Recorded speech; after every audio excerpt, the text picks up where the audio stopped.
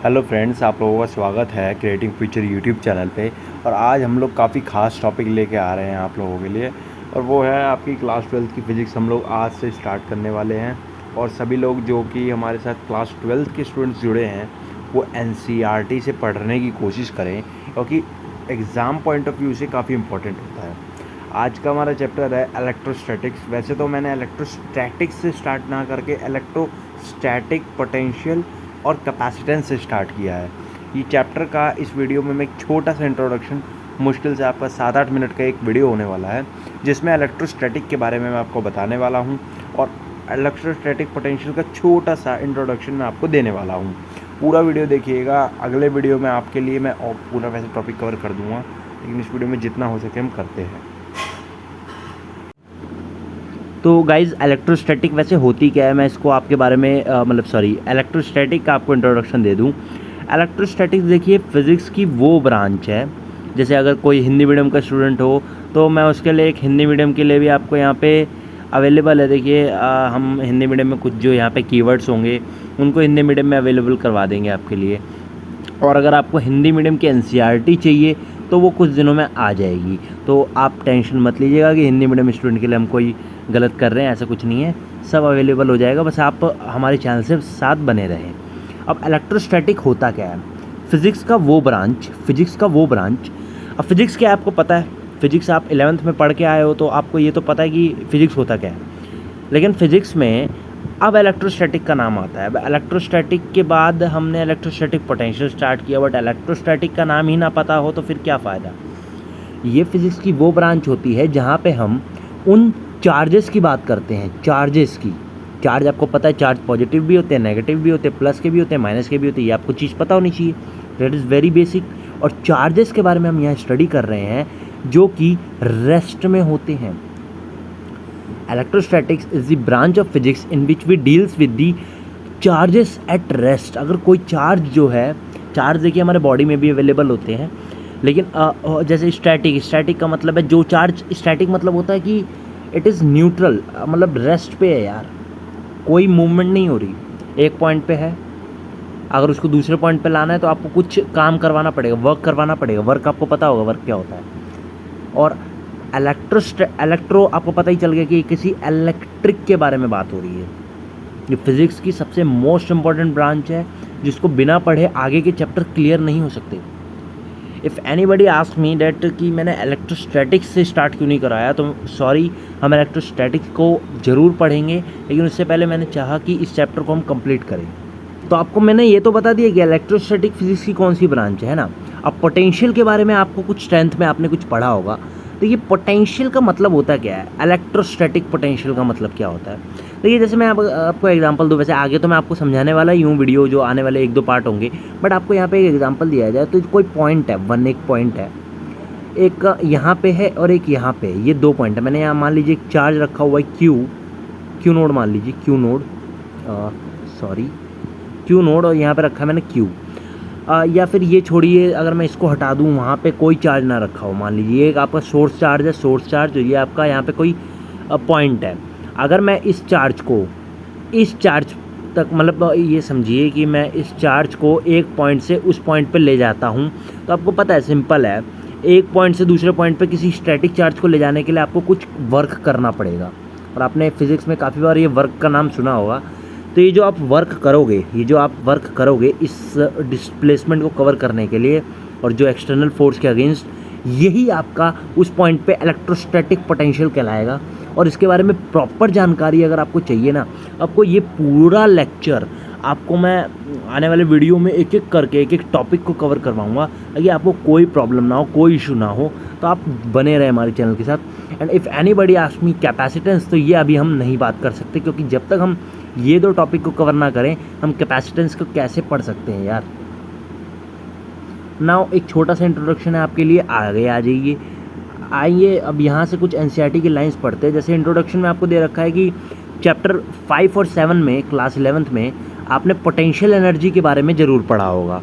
जैसे कि एक बॉडी है, force does work in taking a body from a point two another force against a force like spring force और gravitational force. अगर मैं ये कहता हूँ कि मेरे पे एक बॉडी है, बॉडी का मतलब है कोई भी ऑब्जेक्ट है, अगर मेरे को वो बॉडी को एक पॉइंट से दूसरे पॉइंट पे लेके जाना है अगेंस्ट दी, अब यहाँ पे फोर्सेस काफ़ी सारे हो सकते हैं, दुनिया में लाखों फोर्सेस हैं जो कि किसी मोशन को अगेंस्ट करें, जैसे स्प्रिंग फोर्स। अब एक स्प्रिंग होती है, आप स्प्रिंग को खींचते हो, पुल करते हो, तो यहाँ पे एक रीस्टोरिंग फोर्स लगता है जिसकी वजह से ये खींची चली जाती है दोबारा से वापस पे।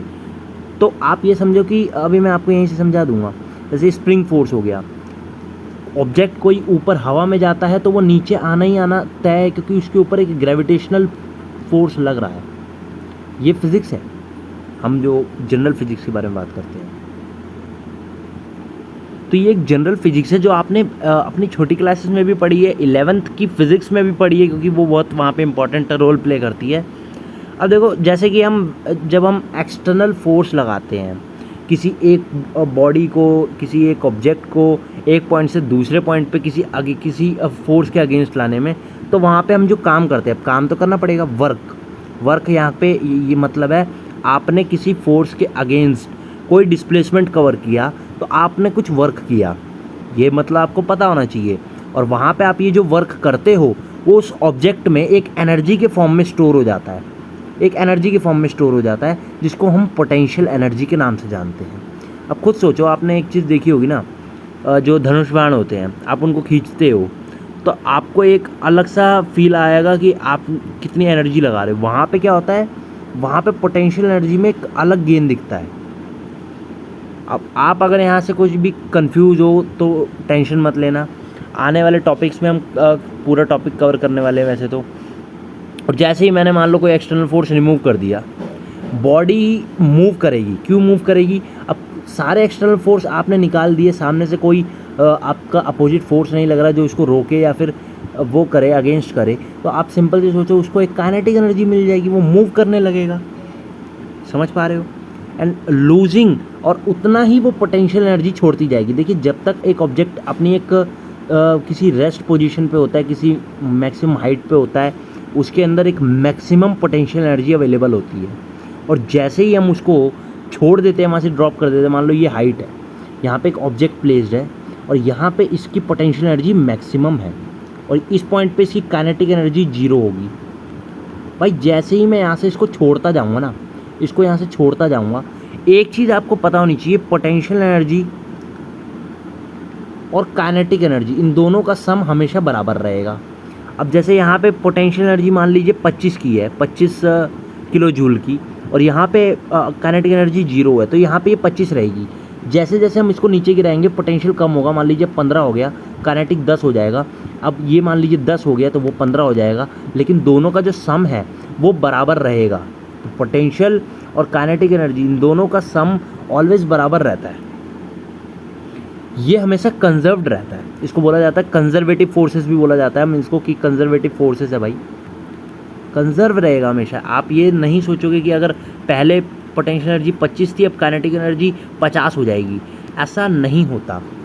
ये मैं आपको थोड़ी सी 11th की फिजिक्स रिवाइज करवा रहा हूँ, कोई यहाँ पे मजाक नहीं चल रहा, तो आप ध्यान रखिएगा। और आपको पता ही है काइनेटिक एनर्जी होती क्या है? काइनेटिक एनर्जी किसी बॉडी के मोशन के अंदर बनती है। अगर बॉडी मूव कर रही है तो उसके अंदर काइनेटिक एनर्जी है, एक बॉडी रेस्ट पे है तो उसके अंदर एक हैवी पोटेंशियल एनर्जी अवेलेबल होती है। अब जो फोर्सेस होते हैं, ऐसे फोर्सेस को जहाँ पे काइनेटिक और पोटेंशियल एनर्जी कंजर्व्ड है, उसको हम कंजर्वेटिव फोर्स बोलते हैं। जैसे स्प्रिंग फोर्स है, ग्रेविटेशनल फोर्स है, ये कंजर्वेटिव फोर्सेस के एग्जांपल है। तो यहाँ से काफ़ी सारे डाउट्स आपके क्लियर हुए होंगे 11th के भी। ओके, नाउ आपको यहाँ पे एक चीज़ मैं बताऊँ, देखिए जो दो स्टेशनरी चार्ज होते हैं ना, उनके बीच का जो फोर्स होता है, जो कूलम फोर्स होता है, कूलम क्या है? Coulomb is the SI unit of charge. Charge जो होते हैं, जितने भी इस दुनिया में चार्ज है, plus minus, minus plus, minus minus, उनके बीच जो फोर्स ऑफ अट्रैक्शन है, फोर्स ऑफ रिपल्शन है, उसको हम कहते हैं कूलम्ब फोर्स। कूलम्ब लॉ में आपको पिछले चैप्टर में यही गलती हमने कर दी कि हमने इलेक्ट्रोस्टैटिक ना पढ़ाया। ऐसे ही कोई गलती नहीं है, ये अच्छा ही है। एक स्टूडेंट को किसी पुराने चैप्टर से बिना पढ़ाए उसको कोई नया चैप्टर पढ़ाना मुश्किल है, मैं मान सकता हूँ, लेकिन हमारे समझाने का तरीका ऐसा है कि आप वो भी ना भूलें। आपको ऐसा नहीं लगेगा कि आपने वो चैप्टर पढ़ा ही नहीं, उसको बिना पढ़े हम ये कवर कर लेंगे, और वो चैप्टर इस वीडियो के बाद हम कवर करने वाले हैं। कूलम फोर्स दो स्टेशनरी चार्ज के बीच में भी एक कंजर्वेटिव फोर्स का ही एग्जाम्पल है। ये कोई सरप्राइज़ की बात नहीं है, सिंस दोनों ही, जैसे अब मैं अगर आपको बात करूं, एक ग्रेविटेशनल फोर्स है। आपने 9th क्लास में और 11th क्लास में अगर फिज़िक्स पढ़ी है, सो आप काफ़ी ग्रेट और काफ़ी अच्छे हो। मतलब मैं आपको ये नहीं कह रहा आपके बिहेवियर को अच्छा कह रहा हूँ, कहने का मतलब ये है कि आप काफ़ी भाग्यवान हो कि आपने वो चीज़ें पढ़ी है। बट अगर किसी ने नहीं पढ़ी, क्योंकि कभी कभी ये टॉपिक समझ में नहीं आते, तो वो दुखी ना हो, यहाँ पे मैं उसको कवर करवाता हूँ। देखिए, ग्रेविटेशनल फोर्स दो ऑब्जेक्ट के बीच में होता है। इस दुनिया में जितने भी ऑब्जेक्ट हैं उन दोनों के बीच में ग्रेविटेशनल पुल फोर्स होगा, वो एक दूसरे को खींच रहे हैं, और जिस फॉर्मूले से वो खींचते हैं वो होता है आपका G(m1m2/r²). अब ये चीज़ क्या है, ये है दो ऑब्जेक्ट के बीच का फोर्स, ग्रेविटेशनल फोर्स। अगर मैं बोलूँ कि दो चार्ज हैं जो स्टेशनरी हैं, जैसे एक चार्ज है एक चार्ज है, आपको पता है जितने भी लाइक चार्ज होते हैं वो रिपेल करते हैं, और जो अनलाइक चार्ज होते हैं वो अट्रैक्ट करते हैं। अगर ये दो कोई भी चार्ज है तो इनके बीच में कोई फोर्स होगा, तभी तो एक दूसरे को अट्रैक्ट या रिपेल करेंगे। तो वो फोर्स क्या होता है, वो फोर्स वहाँ पे होता है K, पहला चार्ज और दूसरा चार्ज का मल्टीपल अपॉन में इन दोनों के बीच का डिस्टेंस। तो आप यहाँ पे देखेंगे कि दोनों ही फार्मूले में, ग्रेविटेशनल फोर्स के और आपका कूलम्ब फोर्स के, दोनों फार्मूले में ये डिस्टेंस के इन्वर्सली प्रोपोर्शनल है।